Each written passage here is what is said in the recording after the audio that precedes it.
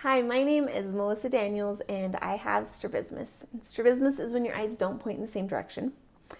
And I have been working for the last 4 years on fixing that problem. And the problem isn't just that my eyes aren't straight, it was that also my brain couldn't use my eyes together. So it's been a combination of vision therapy and surgery and a lot of other things. And today I want to give you an update about my progress with vision therapy, where my vision's at today. Now, before I jump into that, make sure you go over to learn.strabismussolutions.com. You can get some free resources there, like a quiz to see if your eyes are working together, or I can help you find vision therapy. There's a lot of free resources that can help you get started on your own journey fixing your eyes. All right, so where am I at today? I actually graduated from vision therapy last May. That was something new, and my eyes were not completely better. That's not why I graduated. I compare it to being a 1,000-pound woman trying to lose weight. And you may have heard me make this analogy before. The idea is that if I were a 1,000-pound woman, I would need a lot of help to lose weight. I might hire a dietitian, a personal trainer, a life coach, and they would help me lose weight. And that could take several years. And after a couple of years working with these professionals, I could get down to maybe 300 pounds and I would be so excited. Like huge improvements, right?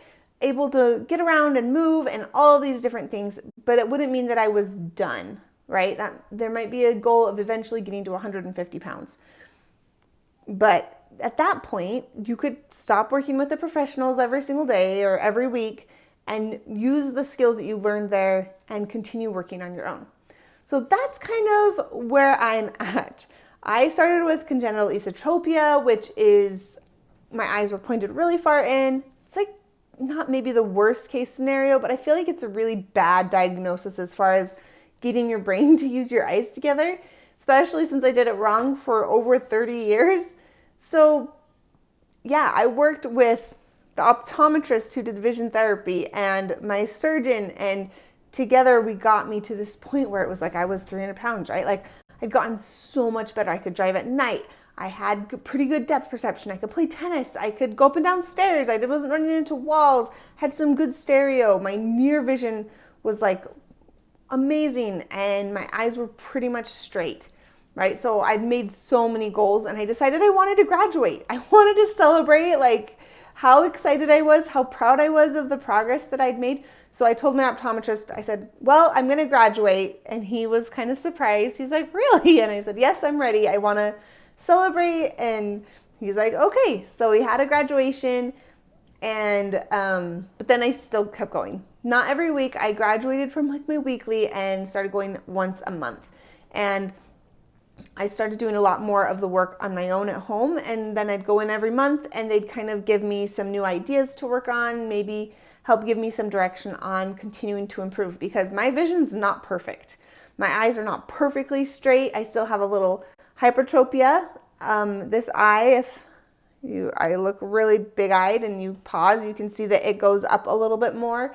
My right eye, especially when I go look in the distance, definitely turns in a little bit. Not a ton. I can still get some really good depth perception and big stereo, but I can't get like a Randot image or these things where you need perfect alignment, right?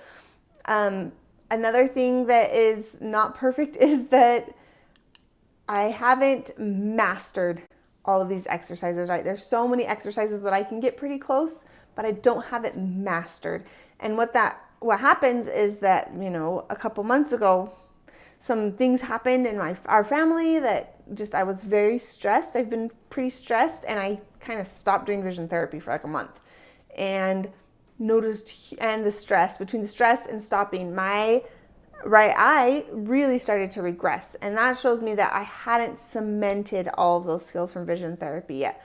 So, that is, this part of this, like learning how to maintain my progress. And it's definitely been something where I'm doing a lot of trial and error. It's like, okay, I can't take a break for a month. That's just not going to work if I want to maintain and keep improving.